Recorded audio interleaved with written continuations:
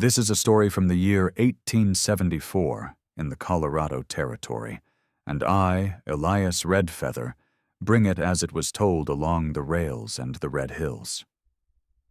The noon train sighed out of Highfield Station, soot drifting like black snow, and the crowd thinned to a clerk, a mother with a fussy child, and a man stretched beside burlap sacks as if he were freight. Garrick Hale lay with his hat brim low, beard rough over old scars, boots crossed, one palm near his knife because habit warms better than fear. He was not sleeping. He pretended to, the mountain man making himself a stone in the sun while he listened through dust and wood. Footsteps paused by his boots. Cloth rustled. A soft weight fell across his shoulders and chest, wool warm, faint with rosewater and smoke. The mountain man pretended to be asleep until he felt her blanket him with her shawl. He kept still. The edge touched the thin skin at his wrist and woke a nerve winter had numbed, and with it a memory of a companion who froze inches from fire because pride would not ask for heat. Take what is given, he thought, and thank the giver, even if silence must do it. The station breathed around them. Stove ticking, pencil scratching, the child's whisper hushed by a tired hand. Someone snorted at a woman giving comfort to a vagrant. Someone else looked away because kindness embarrasses the unkind. She drew the shawl snug as if sealing a pact. Her breath hitched and steadied. He risked the smallest tilt beneath his brim. A young woman stood close, sea-brown dress grayed at the hem by miles, gloves darned at the finger pads, a cheap trunk at her side. A tag tied to her wrist with twine read, "Liora Bennett" in firm ink, as if she herself were addressed to this place. Her shawl lay over him like a promise she had not meant to make. One hand held the trunk handle, the other pressed against her middle to keep herself from shaking. There was steadiness in her mouth, though, a line learned by those who choose to be braver than they feel. I have carried many stories, and mercy often arrives like this. Quiet, almost embarrassed, hoping not to be seen. Garrick swallowed against the ache of being seen. He could have lifted the wool and handed it back, could have sat up and offered the flannel from his pack, could have said, "Lady, I sleep where I choose." But the words that rose first were, "Thank you," and those he swallowed too. He let the warmth settle like first snow. From the ticket cage, the station master cleared his throat. "Miss Bennett?" he called. "A Mr. Silas Dugan sent a wire. He will be along directly." The name moved through the room like a draft. Liora flinched, then smoothed her dress. She glanced at Garrick's brim and whispered, "Rest, stranger. I will not take it back." She turned towards the steps, fingers white on the trunk handle. Garrick opened his eyes the width of a knife's back and watched the doorway where streetlight cut a rectangle. Boot heels rang beyond it, slow and certain, the kind that expect a room to bend. Firelight found a brass buckle before the man reached the threshold. Garrick felt the shawl's weight and the choice inside it, and for the first time he did not know whether to keep pretending or rise to meet whatever stepped through that door. The man who stepped through the doorway was Silas Dugan, a rancher fat on acres and arrogance, his vest too fine for this dust-blown station. He carried no trunk, only a silver-tipped cane he didn't need, a badge of wealth he enjoyed flashing in the faces of the poor. The townsfolk shifted as he entered, and Garrick Hale, though still slouched as if in half-sleep, watched from beneath his brim. The shawl still draped him, a weight of mercy he could not shrug away. Silas's eyes found Liora Bennett. She straightened, chin high though her knuckles whitened on the handle of her trunk. "So," Silas said, voice carrying for all to hear, "this is what they send me instead? A substitute? I ordered a bride, not charity." A ripple of whispers moved through the room. Leora's cheeks burned, but she answered with quiet steadiness. My sister was promised to you, sir. She fell ill. I came in her place to honor the agreement. Silas laughed, the sound sharp as a whip crack. Do you think I'll pay hard coin for second choice? Look at her hem, worn to threads. She carries no dowry, no beauty worth mention. He raised his cane as if pointing to a lot at market. You're not what I paid for, girl. Garrick's hand tightened against the knife hilt he always kept close, though he did not move. His mind turned on the words. Paid for. He had seen women traded like cattle in forts, their names tied with twine the way Leora's wrist was bound. It soured a man's stomach worse than spoiled meat. Leora's throat worked, but her voice did not waver. I crossed 3 states by train to stand where she would have stood.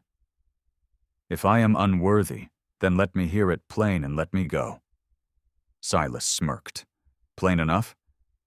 You're no bride of mine. I'll not hitch myself to scraps. You may walk back to wherever you came from, or you may find some fool here willing to take you in. His words fell like stones in water, leaving rings of silence that pressed on every chest. The mother with the fussy child turned away. The clerk bent lower over his papers, ashamed to be witness. Garrick's jaw locked. He could taste iron behind his teeth. Yet he remained still, knowing the mountain teaches patience. Rock waits for snow to melt before moving. Elias Redfeather. I have heard many cruelties uttered in stations, barns, and church steps, and always there was a silence around them, a silence heavy as judgment. But it is also in silence that the heart decides what it will carry forward. Liora bent to lift her trunk, though her shoulders trembled. She kept her shawl on Garrick's frame, as if giving it away cost her less than letting herself break before them. That choice twisted something inside him harder than hunger. Silas rapped his cane once on the wood floor. I'll be gone. Let her learn her lesson. He turned, boots echoing down the platform. Outside, horses shifted, and his carriage creaked away. The crowd exhaled, tension scattering like dust shaken from a rug, but their eyes remained on Leora, pity in some, scorn in others. She stood in the middle of the station, abandoned, with nothing but her trunk and the empty promise of a marriage never given. Garrick felt the shawl slide heavier across his chest, and he knew the moment of pretending was done. He pushed his hat back and opened his eyes fully for the first time. Garrick Hale sat forward at last, the shawl slipping as he straightened, and his eyes fixed on the young woman who had been dismissed like freight unclaimed. Liora Bennett knelt to adjust her trunk straps, though her hands trembled as if she held back tears with sheer will. A girl cast off in front of strangers will always remember the silence that followed, and Garrick could not bear that silence stretching further. He cleared his throat, low and steady, a sound that drew a few startled glances. You crossed far for him, he said, voice rough from disuse. Leora looked up, startled, eyes rimmed with weariness but lit with dignity. I crossed for an agreement, she whispered. My sister's agreement. The station master frowned. Your sister? She nodded. Clara was promised to Dugan. She fell sick 2 weeks before the train. We feared he would take offense at her absence, so I took her place. The words fell with the weight of sacrifice. Garrick's gaze lingered on the twine tag still tied to her wrist, her name written bold while she stood nameless in the eyes of the man who ordered her. He remembered women he'd seen abandoned at outposts, sold into kitchens or worse, when promises rotted in men's hands. Leora drew in a steady breath and lifted her chin. I thought kindness could matter more than appearance. I thought a vow meant something. The crowd stirred. A boy whispered to his mother. A man spat near the stove, muttering about wasted tickets. Garrick rose to his feet, tall shadow falling across her and her trunk, the shawl still clutched in his fist. "You stood in her place," he said, voice heavy with the truth of it. "That matters." He didn't add the thought burning his throat, that it mattered more than Dugan's gold or land. Elias Redfeather. Often it is not the one chosen by contract or coin who carries honor, but the one who shoulders another's burden without asking for reward. Liora met Garrick's stare, half wary, half grateful. She pulled her trunk closer, as if guarding her last possession. "I do not need saving, sir," she said softly, though her lips shook. "I only need to find where I can be useful." The door swung open again, a gust of grit chasing in 2 ranch hands. One glanced at Liora, smirk tugging at his mouth. "That the bride Dugan cast off? She'll not last the night if she stays on the street." The other laughed, eyes cruel with curiosity. "Might be someone else will take her. Cheap." Heat crawled under Garrick's skin. His hand closed tighter on the knife hilt at his belt, though he did not draw it. Instead, he stepped forward, planting himself between Liora and the men. His shadow blotted their line of sight. "Best leave while your tongues are still whole," he growled. The laughter stuttered, then died. The ranch hands muttered and shoved back out into the sun, boots clattering on the platform. The clerk behind the counter looked away, pretending he had seen nothing. Liora stared at Garrick, eyes wide, breath shallow. "Why would you do that?" she whispered. He glanced down at the shawl, then back at her. "Because you gave this to a stranger."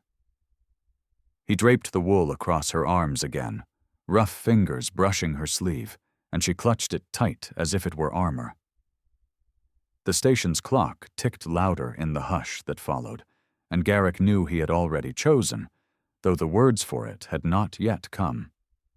Liora Bennett walked through Highfield's narrow street with her trunk dragging a furrow in the dust, her shawl clutched close.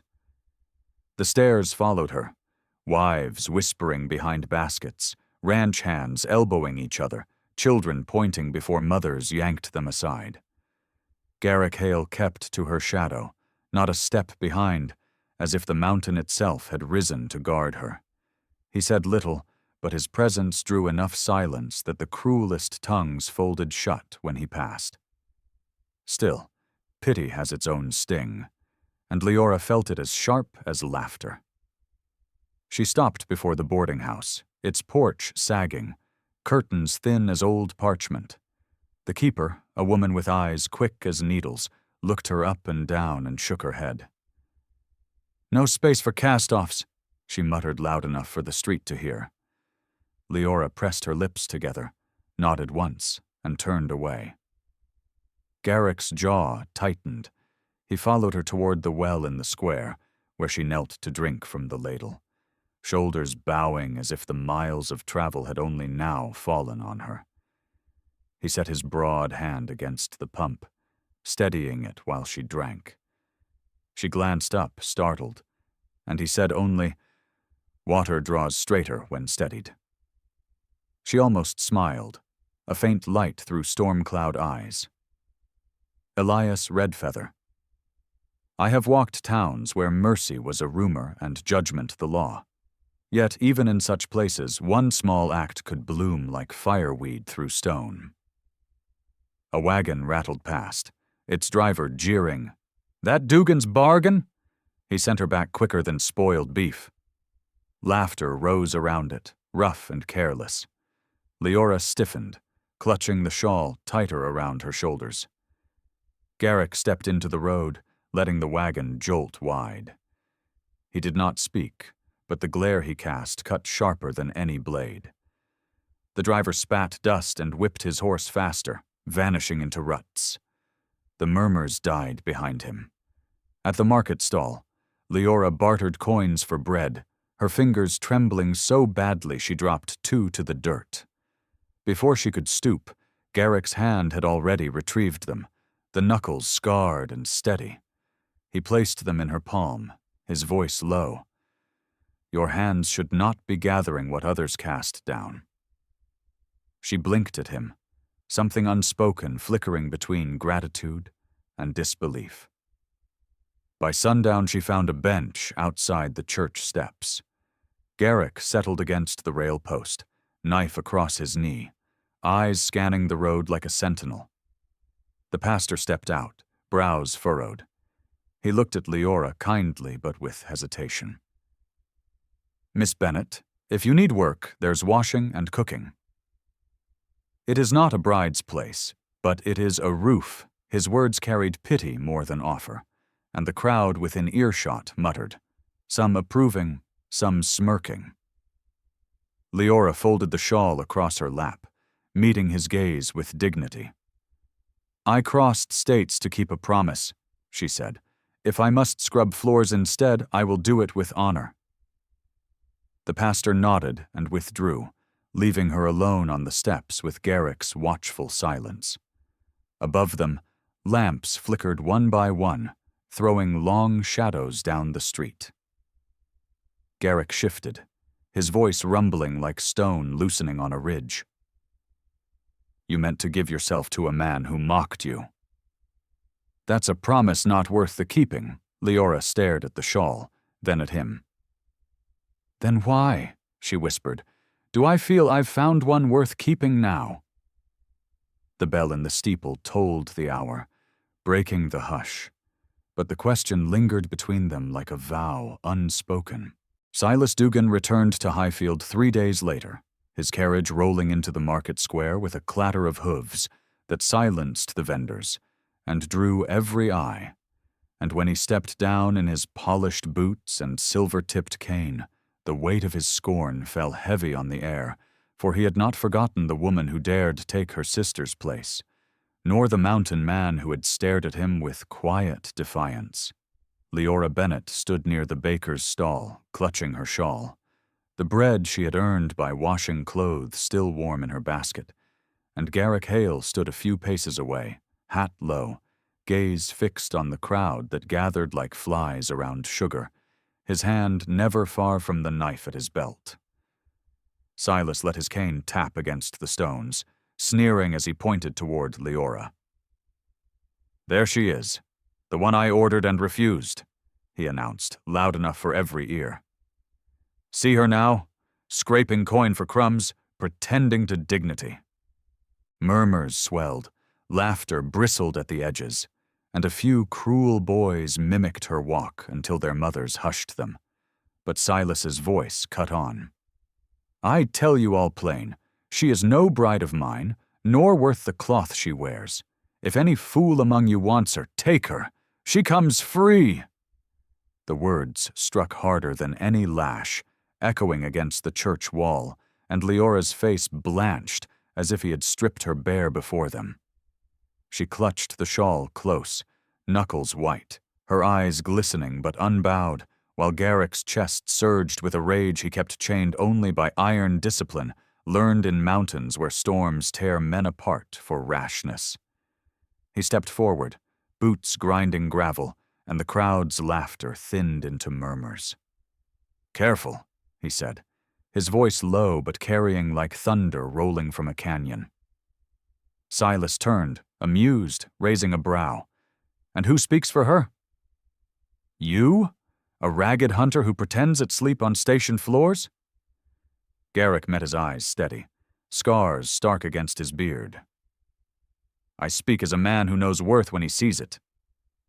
She crossed for a promise. "You broke it. That shame's yours, not hers." A hush fell, broken only by the restless snort of a tethered horse. Silas chuckled, though his jaw twitched. "Then take her, if you're so eager. The town can witness you choose scraps for supper." He spread his arms to the crowd, inviting ridicule, but not a soul laughed now, for they watched Garrick stand tall and the girl at his side draw her shawl like armor, and something shifted in the air, a recognition that mercy was weightier than coin. Elias Redfeather, I have told of moments when a town held its breath, torn between the voice of cruelty and the quiet step of honor, and often it is in such moments that a life turns. Garrick did not reach for her hand, not yet, but his gaze locked on Silas with a fire that dared him to mock further. Liora drew in a trembling breath, her whisper barely audible above the market stir. "I did not ask for saving." Garrick's voice gentled. "No," he said, "but you gave a stranger warmth when none would.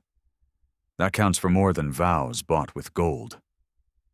The crowd shifted uneasily, some nodding, some frowning, but none laughed, and Silas's smirk cracked, though he masked it quickly with contempt.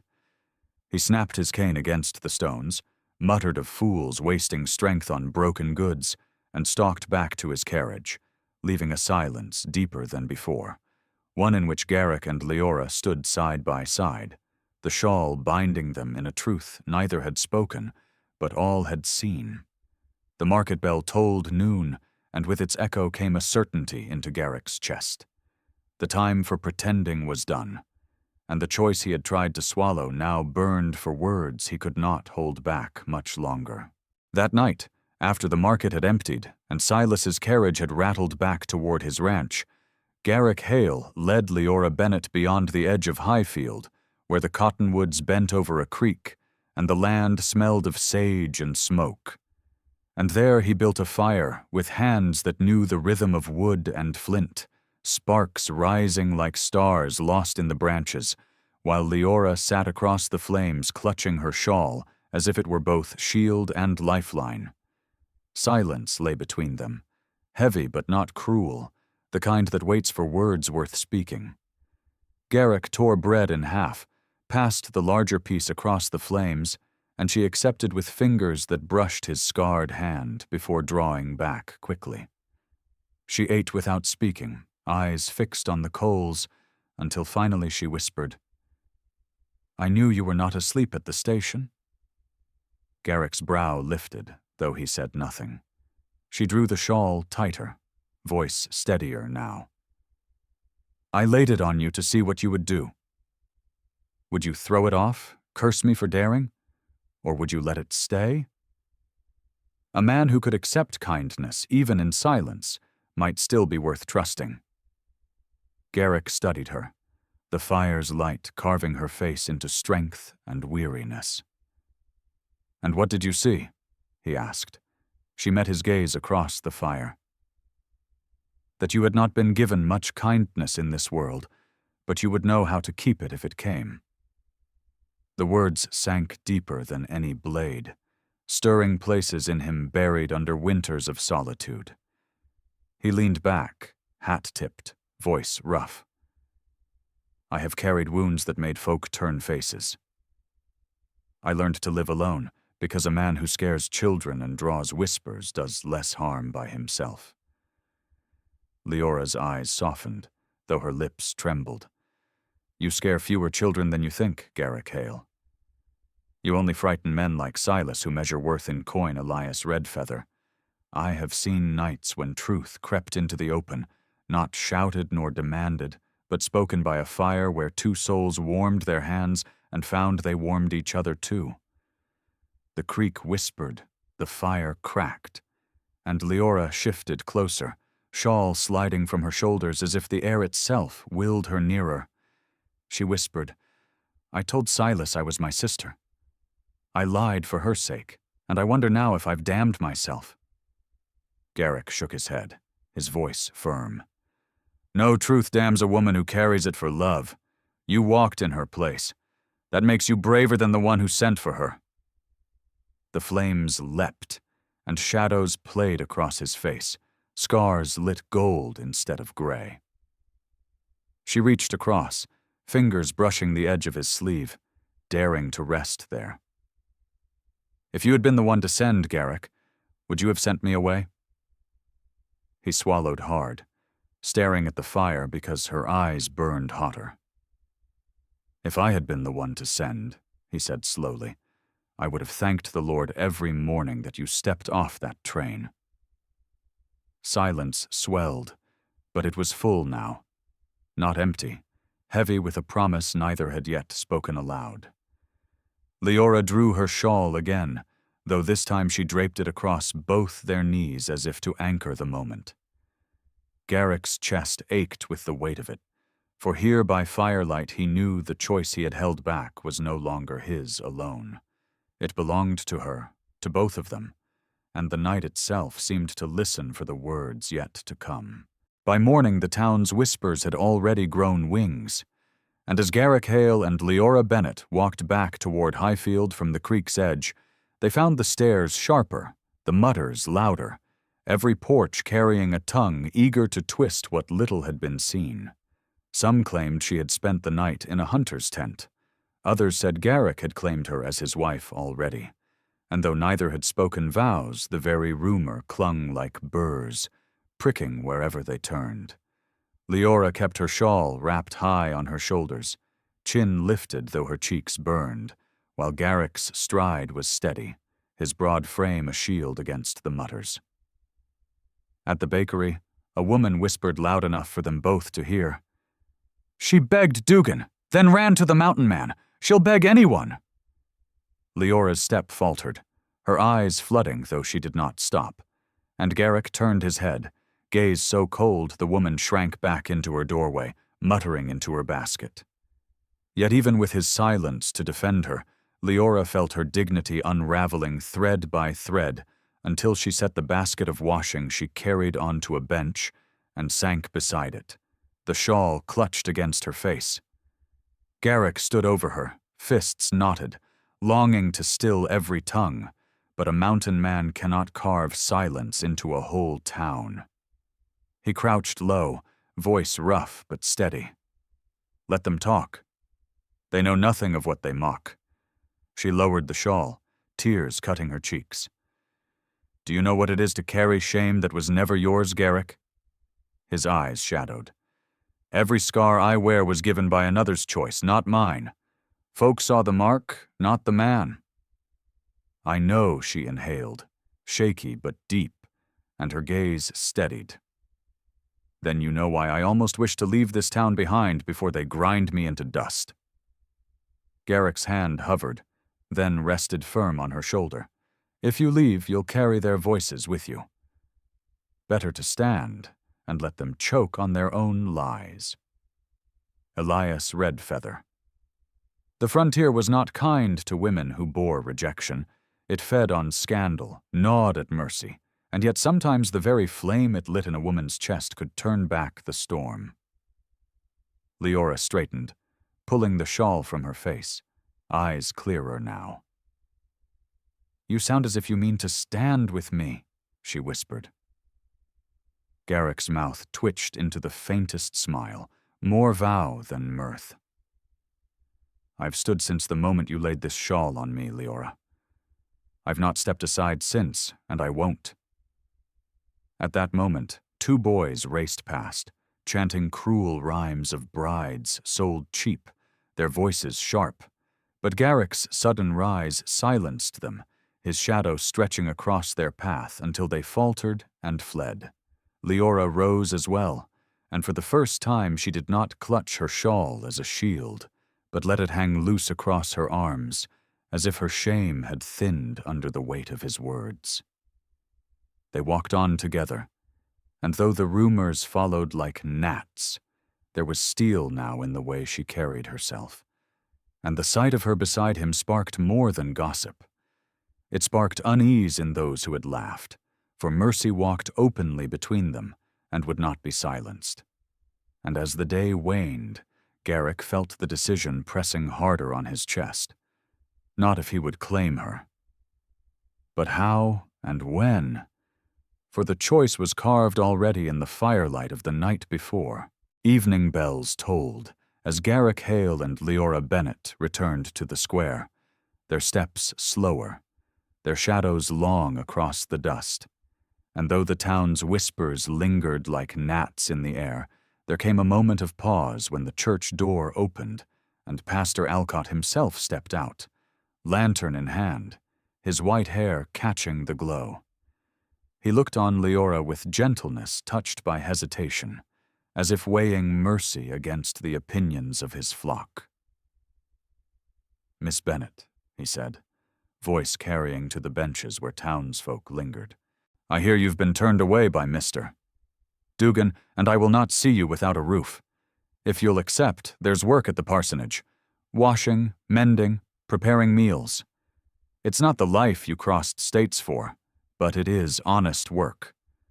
A murmur rose around them, some women nodding, approving of usefulness found, while others whispered that a cast-off bride was fit only for menial labor. Liora folded her shawl tighter and lowered her gaze, dignity straining against the weight of pity. "I thank you, Pastor," she replied softly. "I crossed here for a vow, but if that vow is broken, I will not shame my sister by begging more. I will serve as you say." Garrick stood near, his hand closing on the rail as if to crush it. The thought of her scrubbing floors while Dugan laughed in his wide house lit a fire beneath his scars. He leaned close, his voice low so only she could hear. "You did not cross 3 states to be someone's servant, Liora. That's not what you're worth." Her eyes lifted to his, uncertain yet shimmering with a hope she dared not name. Elias Redfeather. "Many times the world will offer a woman the smallest coin for her dignity, and she may take it for survival. Yet when a man steps forward to measure her by her true worth, that moment becomes the hinge of fate." The pastor looked between them, sensing the current running deeper than his offer, and added quickly, "You may remain only until you find other arrangement. No shame in a woman earning bread by her own hands." The crowd stirred again, eyes cutting between Garrick's rugged stance and Leora's bowed head. Garrick straightened, speaking louder now, though not to the pastor alone. "She fed a stranger with her shawl when she had little else. That's not labor for coin, that's honor. And honor deserves more than scraps." The words drew a sharp silence, and the lantern light seemed to hold still in the dusk. Leora's breath caught. She pressed her shawl against her lips, whispering, "Why do you speak for me, Garrick?" His gaze was steady, voice low but fierce. "Because you gave me warmth when I was nothing, and I won't stand by while men measure you as less than they are." Murmurs rippled, some disapproving, others uncertain, but a few voices whispered agreement, stirred by the weight in his tone. The pastor nodded slowly, stepping back. "Then it seems she already has one who will stand." He closed the church door, leaving lantern light dim in the window. The crowd thinned, though not before Silas's name rolled on the tongues of those still eager for cruelty. Garrick turned to Liora, her eyes wide, shawl trembling in her hands. "You don't owe me," she whispered. He shook his head. "No, but I owe you." The wind shifted, carrying the scent of pine down from the ridges, and with it came a certainty that the moment for silence was ending, and the moment for choice was drawing near. The next morning dawned sharp with autumn light, the kind that showed every wrinkle in a man's face and every crack in a woman's pride, and by mid-morning the market square swelled with wagons, traders, and gossip that clung to the air thicker than dust. Liora Bennett walked through it with her shawl pulled firm about her shoulders, basket of bread at her arm, while Garrick Hale strode beside her like a shadow carved from granite, his presence drawing as many stares as hers, for rumors had already bound their names together in whispers. Near the cider stall, Silas Dugan appeared again, striding with his silver cane like a king returning to his throne, and the townsfolk parted to let him through, their eyes eager for spectacle. He halted before Liora, gaze sweeping over her as though she were no more than spoiled goods left in the sun. "So," he drawled, his voice dripping scorn, "the scrap still lingers, clinging to this hermit." He jabbed his cane toward Garrick, who did not flinch. "Tell me, girl, how many nights until you tire of charity and crawl back begging for the place you lost?" The crowd stirred, half pitying, half mocking, their curiosity hungry. Leora's chin trembled, but she lifted it, refusing to let tears fall here before them all. Garrick stepped forward, his shoulders towering, his scars catching the morning light like lines cut into stone. "You speak of worth, Silas Dugan," he said, voice deep enough to hush the nearest murmurs. "Yet worth isn't measured in coin or land.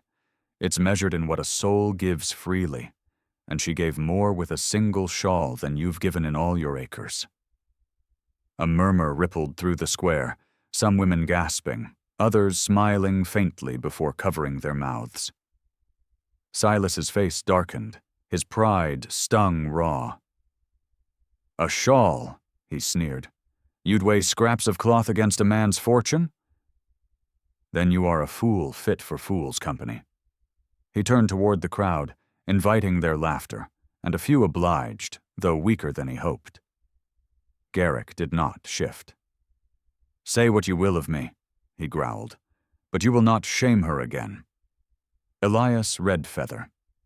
I have seen words sharper than blades cut through crowds, and when a man risks his pride before many for the sake of one, the world bends, for honor spoken aloud becomes seed in soil no mockery can scorch. Leora's breath caught. She pressed her shawl tighter, whispering only loud enough for Garrick to hear. "Why do you keep standing when the world points its finger?" He glanced at her, eyes fierce but steady. "Because I will not let them trample what you carried across 3 states." Silas scoffed, slamming his cane against the cobbles. "If you prize her so, then claim her. Spare the rest of us, this theater is challenge hung heavy." The market hushed, every gaze darting between mountain man and cast-off bride.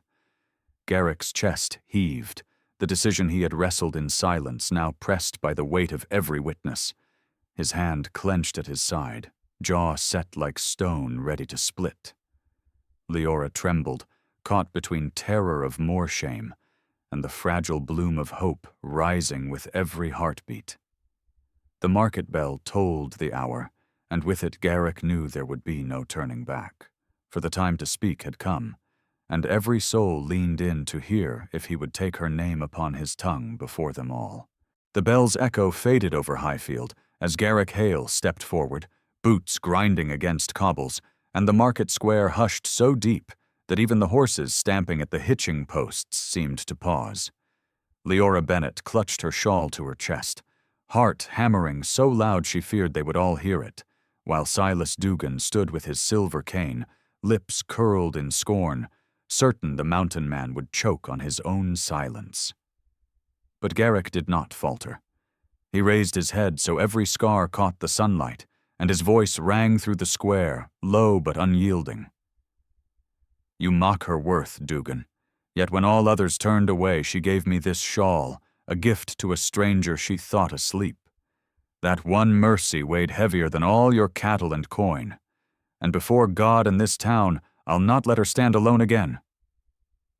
Murmurs surged like wind through dry grass, shock rolling across the faces that ringed them.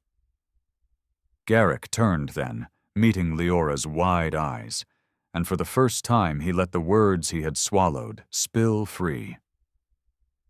"Liora Bennett, you crossed here for a vow that was broken, but I will make you a vow no man can break.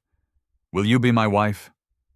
The crowd gasped, some clapping hands over mouths, others leaning forward with hungry curiosity. Silas barked a laugh, sharp and bitter. "You'd marry a cast-off in rags? You shame yourself." Hale Garrick's gaze never left Leora. "Shame is turning your back on honor. She gave when she had nothing, and I will give her everything I am." His hand reached toward her, palm open, calloused and trembling only at the edge. Leora's breath caught, tears bright in her lashes. She looked from his scarred hand to the shawl pressed against her chest, then back into his eyes where no jest lived, only a steady fire that asked nothing but the truth of her heart. "You would have me," she whispered, voice breaking yet strong enough for all to hear. "When another cast me aside like dirt?" Garrick's voice softened, carrying across the square like a vow etched in stone. "I would have you because you gave me warmth when I was cold, and I would never let it go." Elias Redfeather. I have told of many unions begun in silence, but few in which a single gesture carried such weight. A shawl laid on a stranger that became the veil of a bride. And it is in such moments the world remembers mercy is not weakness, but power.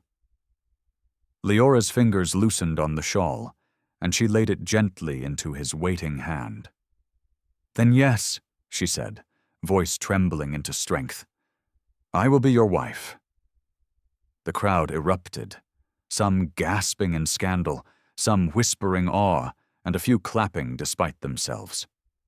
Silas Dugan's face flushed red, his pride pierced, but no word he spoke could draw the eyes that now lingered on Garrick and Liora, joined not by contract or coin, but by a shawl and a vow born in the open air. Garrick drew the shawl up, laying it around her shoulders again, this time like a mantle claimed before all witnesses, and as she leaned into its weight, the market square seemed to hold its breath, knowing something had shifted that no whisper could undo. For a heartbeat after the vow, the market square seemed frozen. The dust caught mid-air as though the world itself paused to decide whether to mock or to marvel. And then the sound swelled. Some muttered in disbelief, some whispered of scandal, and a few, braver or kinder, began to nod. For even in the hardest towns there were hearts that longed to see mercy win. Silas Dugan, his face mottled with rage, slammed his silver cane against the stones. "This is madness. A scarred hermit weds a cast-off girl, and you all stand idle as if it were holy." His words cracked through the air, but this time laughter did not rise to greet him. Instead, a woman near the bakery spoke clear, "Better mercy in rags than cruelty in fine boots," and her voice gave courage to others. A rancher spat at Silas's polished shoes. "You sent for a bride and shamed her like stock. Don't speak to us of worth." Silas's eyes darted, pride bleeding as he realized the tide turned not in his favor. Liora Bennett stood straighter, shawl about her shoulders, cheeks wet but glowing with a strength no ridicule could tarnish now. Garrick Hale stepped forward, his frame casting a shadow across Silas. "You weighed her like grain," he growled, "but the scales of this town don't answer to your purse." She chose to give what none could buy, and she will not be mocked again. The crowd hummed with agreement, the courage of one voice fanning into many, and Silas, seeing his power unravel, sputtered curses before storming toward his carriage, cane striking stone with each furious step. Children jeered as he passed, and when he mounted his seat, his face was ashen with defeat. Elias Redfeather. In every tale there comes a turn, when cruelty finds its own mirror and shrinks, when a town that once laughed learns the weight of silence, and that turn is the seed from which new life grows. When the carriage rattled away, the people remained, no longer whispering, but stepping closer to Liora and Garrick, some with cautious smiles, others with murmurs of blessing. An old woman pressed a handkerchief into Leora's palm. "You'll need this more than bread, child," she said gently, and a boy ran forward to pat Garrick's arm, whispering, "You're a good man, mister," before darting back to his mother. Garrick felt heat in his chest that had nothing to do with anger, a warmth strange and steady, and when he turned to Liora, her eyes were wide with wonder that the same mouths which scorned her now spoke grace. She whispered, "Did you hear?" "They bless us," he nodded, voice low. "A town shifts when truth is spoken plain. You gave them more than they knew they needed." She touched the shawl, her fingers brushing his, as if sealing the promise again. "I thought I lost everything when he cast me aside," she murmured, "but it feels now as if I was only being led here." Garrick met her gaze, the corners of his mouth softening. then let us walk it together." And as they moved from the square, the crowd parted not with mockery but with space made in respect, the market bell tolling once more, though now its echo carried not shame, but the first notes of a wedding hymn still waiting to be sung. The church stood quiet in the fading light, its doors open as though it too had been waiting, and by the time Garrick Hale and Liora Bennett crossed its threshold, a handful of townsfolk had followed, some curious, some reverent, all sensing that something larger than scandal had taken root. The pastor, surprised but unshaken, laid aside his lantern and nodded solemnly, for he had seen vows made of convenience crumble and vows made of mercy endure, and he knew which kind these were. Garrick stood tall at the front, scarred face lit by lamplight, his hand steady though his heart thudded like hooves on a ridge, while Liora came beside him, shawl trembling in her grasp. She paused, looking at the woven fabric that had once been only warmth for a stranger, and then, with a breath deep and sure, she lifted it high and drew it over her head. Gasps stirred behind them, for the ragged shawl had become her veil, humble yet radiant, and in that act she crowned herself not with what had been given her by men, but with what she had given freely. Garrick's throat tightened as he reached for her hands. "You covered me when I was nothing," he said low, words meant for her, yet echoing in the rafters. "Now let me cover you with everything I am." Leora's eyes glistened, her voice trembling yet firm. "You were never nothing, Garrick Hale. You were only waiting for someone to see you. And I will see you, all my days, Elias Redfeather. I have told stories of blankets, dolls, and rings, but none where a shawl carried such weight, from a station's mercy to a market's shame, and at last to an altar where it became the crown of honor." The pastor cleared his throat, his voice resonant. "Before God and this gathering, do you, Garrick Hale, take this woman to be your wife, to keep her in mercy and truth?" Garrick's answer came like stone falling sure upon stone. "I do." The pastor turned to Liora. "And do you, Liora Bennett, take this man to be your husband, to keep him in grace and strength?" Her voice broke like sunlight through rain. "I do." The words sealed, the pastor lifted his hands. "Then let no man call unworthy what God has joined this night." The small congregation stirred, some weeping quietly, others nodding with pride. Garrick drew the shawl aside gently, lowering it so he could see her face, and bent to kiss her with reverence that told the world this was no act of pity, no bargain of scraps, but a union forged in the fire of shame turned to honor. Outside, the bell tolled, not the market bell of mockery, but the church bell of covenant, and its echoes rolled through Highfield until even those who had laughed earlier paused to listen. Liora leaned into him, whispering so only he could hear, "I feared I had no place." Garrick's arm circled her steady. "You gave me one, Liora. Now we build it together." They stepped from the church into the night, hand in hand, her shawl still draped across her shoulders, no longer a token of rejection, but the veil of a bride whose worth had been spoken aloud before all. And so it was, in the year 1874, in the Colorado Territory, that a mountain man who once pretended to sleep found himself awakened not by scorn but by mercy.